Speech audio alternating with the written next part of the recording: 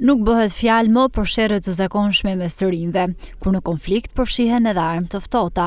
Përplasja mes nxënësve të shkollave të mesme vijon të mbetet një shqetësim serioz, ndërsa një tjetër rast është regjistruar të premte në Shkodër. Sipas burimeve, nxënës nga zona e Vaut të Deos, pas përfundimit të orëve mësimore, kishin lënë takim për të sqaruar një konflikt të nisur më herët, pranë vendqëndrimit të fugonave me të cilin udhtojnë çdo ditë drejt shkollës.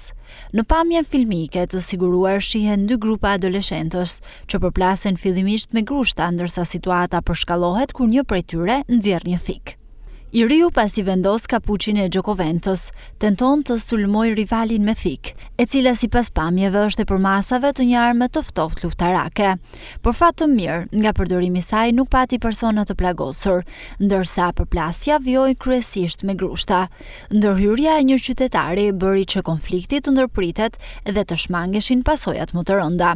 Në vendngjarje ka mbërritur policia, por burimet bëjnë me dije se ka munguar bashkëpunimi për dhënien e informacionit, si nga nxënësit e pranishëm, ashtu edhe nga drejtuesit e furgonëve.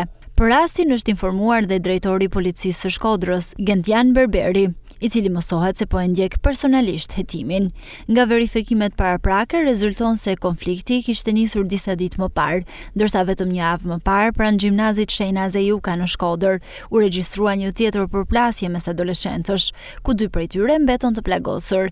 Ngjarjet e përsëritura ngrejnë alarmin për përshkallimin e dhunës mes të miturve dhe përdorimin e armëve të ftohta në ambientet pranë shkollave.